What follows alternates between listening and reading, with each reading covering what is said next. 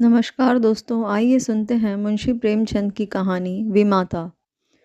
स्त्री की मृत्यु के 3 ही मास बाद पुनर्विवाह करना मृतात्मा के साथ ऐसा अन्याय और उसकी आत्मा पर ऐसा आघात है जो कदापि क्षम्य नहीं हो सकता।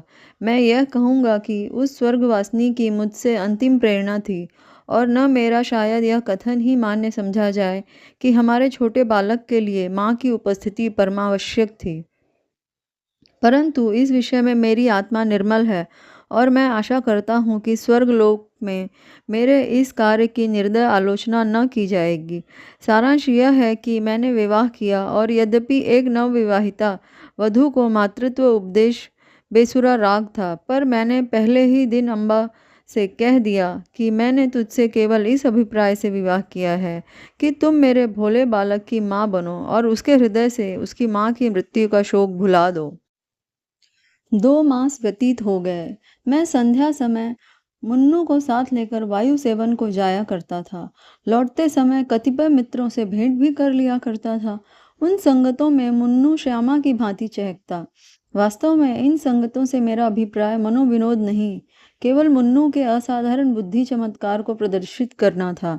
मेरे मित्रगण जब मुन्नू को प्यार करते और उसकी विलक्षण बुद्धि की सराहना करते तो मेरा हृदय बांसों उछलने लगता था। एक दिन मैं मुन्नू के साथ बाबू ज्वाला सिंह के घर बैठा हुआ था। ये मेरे परम मित्र थे। मुझमें और उनमें कुछ भेदभाव न था। इसका अर्थ यह नहीं कि हम अपनी क्षुद्रताएं, अपने पारिवारिक कलह आदि और अपनी आर्थिक कठिनाइयां बयान किया करते थे। नहीं, हम इन मुलाकातों में भी अपनी प्रतिष्ठा की रक्षा करते थे और अपनी दुर्व्यवस्था का जिक्र कभी हमारी जबान पर न आता था। अपनी कालिमाओं को सदैव छिपाते थे।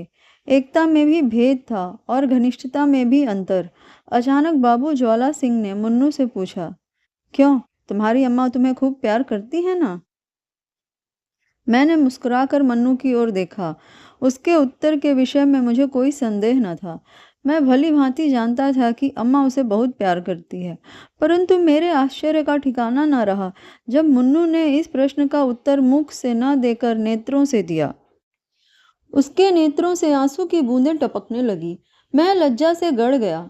इस अश्रुजल ने अम्बा के उस सुंदर चित्र को नष्ट भ्रष्ट कर दिया जो गत 2 मास से मैंने हृदय में अंकित कर रखा था।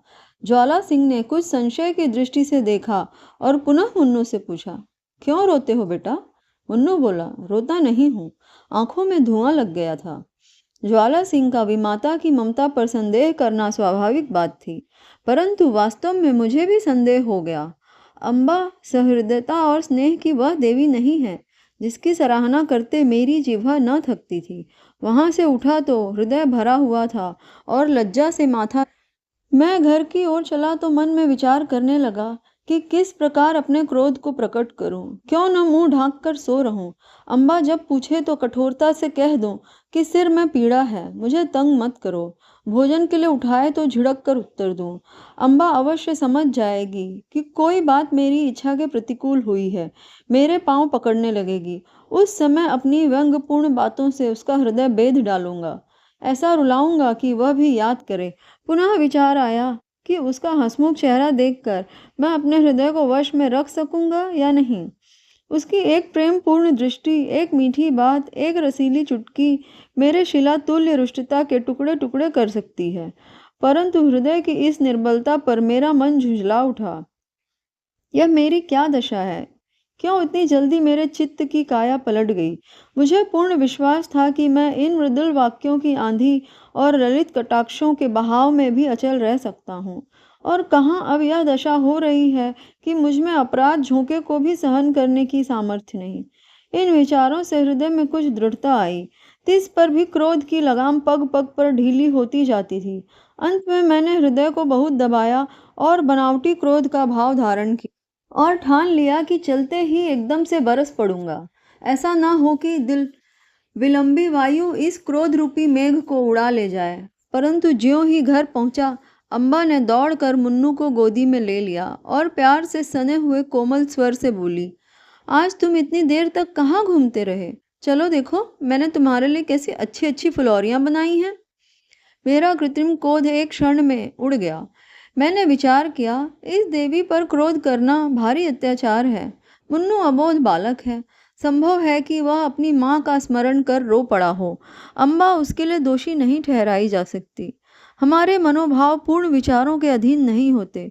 हम उनको प्रकट करने के निमित्त कैसे कैसे शब्द गढ़ते हैं, परंतु समय पर शब्द हमें धोखा दे जाते हैं और वे ही भावनाएं स्वाभाविक रूप से प्रकट होती हैं। मैंने अम्बा को न तो कोई व्यंग्यपूर्ण बातें ही कहीं और न क्रोधित हो मुख ढांक कर सोया ही, बल्कि अत्यंत कोमल स्वर से बोला, मुन्नू ने आज मुझे अत्यंत लज्जित किया।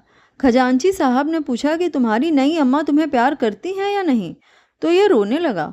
मैं लज्जा से गड़ गया। मुझे तो स्वप्न में भी यह विचार नहीं हो सकता कि तुमने उसे कुछ कहा होगा, परंतु अनाथ बच्चों का हृदय उस चित्र की भांति होता है जिस पर एक बहुत ही साधारण पर्दा पड़ा हुआ हो। पवन का साधारण झोंका भी उसे हटा देता है। ये बातें कितनी कोमल थी। तिस पर भी अम्बा का विकसित मुखमंडल कुछ मुरझा गया। वह सजल नेत्र होकर बोली, इस बात का विचार तो मैंने यथासाध्य पहले ही दिन से रखा है, परंतु यह असंभव है कि मैं मुन्नू के हृदय से माँ का शोक मिटा दूं। मैं चाहे अपना सर्वस्व अर्पण कर दूं, परंतु मेरे नाम पर जो सौतेलेपन की कालिमा लगी हुई है वह मिट नहीं सकती। मुझे भय था कि इस वार्तालाप का परिणाम कहीं विपरीत न हो, परंतु दूसरे ही दिन मुझे अम्बा के व्यवहार में बहुत अंतर दिखाई देने लगा। मैं उसे प्रातः सायंकाल पर्यंत मुन्नू की ही सेवा में लगी हुई देखता, यहाँ तक कि उस धुन में उसे मेरी भी चिंता न रहती थी। परंतु मैं ऐसा त्यागी न था कि अपने आराम को मुन्नू पर अर्पण कर देता। कभी कभी मुझे अम्बा की यह अश्रद्धा न भाती, परंतु मैं कभी भूल कर भी इसकी चर्चा न करता। एक दिन मैं अनियमित रूप से दफ्तर से कुछ पहले ही आ गया। क्या देखता हूँ कि मुन्नू द्वार पर भीतर की ओर मुख किए खड़ा है। मुझे इस समय आंख मिचौली खेलने की सूझी। मैंने दबे पांव पीछे से आकर उसके नेत्र मूंद लिए, पर शोक, उसके दोनों गाल अश्रुपूरित थे। मैंने तुरंत दोनों हाथ हटा लिए। ऐसा प्रतीत हुआ मानो सर्प ने डस लिया हो। हृदय पर एक चोट लगी। मुन्नू को गोद में लेकर बोला, मुन्नू क्यों रोते हो? यह कहते कहते मेरे नेत्र भी सजल हो आए। मुन्नू आंसू पीकर बोला, जी नहीं, रोता नहीं हूँ। मैंने उसे हृदय से लगा लिया और कहा, अम्मा ने कुछ कहा तो नहीं? मुन्नू ने सिसकते हुए कहा, जी नहीं, मुझे वह बहुत प्यार करती हैं। मुझे विश्वास न हुआ। पूछा, वह प्यार करती तो तुम रोते क्यों? उस दिन खजांची के घर भी तुम रोए थे। तुम मुझसे छुपाते हो। कदाचित तुम्हारी अम्मा अवश्य तुमसे कुछ क्रुद्ध हुई हैं। मुन्नू ने मेरी ओर कातर दृष्टि से देखकर कहा, जी नहीं, वह मुझसे बहुत प्यार करती हैं। इसी कारण मुझे बार बार रोना आता है। मेरी अम्मा मुझे अत्यंत प्यार करती थी। वह मुझे छोड़कर चली गई। नई अम्मा उससे भी अधिक प्यार करती हैं, इसलिए मुझे भय लगता है कि उनकी तरह यह भी मुझे छोड़कर न चली जाएं। यह कहकर मुन्नू पुनः फूट फूट कर रोने लगा। मैं भी रो पड़ा। अम्बा के इस स्नेहमय व्यवहार ने मुन्नू के सुकोमल हृदय पर कैसा आघात किया था। थोड़ी देर तक मैं स्तंभित रह गया। किसी कवि की यह वाणी स्मरण आ गई कि पवित्र आत्माएं इस संसार में चिरकाल तक नहीं ठहरती। कहीं भाभी ही इस बालक की जिह्वा से तो यह शब्द नहीं कहला रही हैं। ईश्वर न करे कि वह अशुभ दिन देखने पड़े, परंतु मैंने तर्क द्वारा इस शंका को दिल से निकाल दिया। समझा कि माता की मृत्यु ने प्रेम और वियोग में एक मानसिक संबंध उत्पन्न कर दिया है और कोई बात नहीं है। मुन्नू को गोद में लिए हुए अम्बा के पास गया और मुस्कुरा कर बोला, इनसे पूछो क्यों रो रहे हैं। अम्बा चौंक पड़ी। उसके मुख की कांति मलिन हो गई। बोली, तुम ही पूछो। मैंने कहा, यह इसलिए रोते हैं कि तुम इन्हें अत्यंत प्यार करती हो और इनको भय है कि तुम भी इसकी माता की भांति इन्हें छोड़ कर न चली जाओ। इस प्रकार गर्द साफ हो जाने से दर्पण चमक उठता है, उसी भांति अम्बा का मुखमंडल प्रकाशित हो गया। उसने मुन्नू को मेरी गोद से छीन लिया और कदाचित यह प्रथम अवसर था कि उसने ममतापूर्ण स्नेह से मुन्नू के पांव का चुंबन किया। शोक, महाशोक। मैं क्या जानता था कि मुन्नू की अशुभ कल्पना इतनी शीघ्र पूर्ण हो जाएगी। कदाचित उसकी बाल दृष्टि ने होनहार को देख लिया था। कदाचित उसके बाल श्रवण मृत्युदूतों के विकराल शब्दों से परिचित थे। 6 मास भी व्यतीत न होने पाए थे कि अम्बा बीमार पड़ी और इन्फ्लुएंजा ने देखते ही देखते उसे हमारे हाथों से छीन लिया। पुनः वह उपयन मरुतुल्य हो गया, पुनः वह बसा हुआ घर उजड़ गया। अम्बा ने अपने आप को मुन्नू पर अर्पण कर दिया था। हाँ, उसने पुत्र स्नेह का आदर्श रूप दिखा दिया। शीतकाल था और वह घड़ी रात्रि शेष रहते ही मुन्नू के लिए प्रातःकाल का भोजन बनाने उठती थी। उसके इस स्नेह बाहुल्य ने मुन्नू पर स्वाभाविक प्रभाव डाल दिया था। वह हठीला और नटखट हो गया था।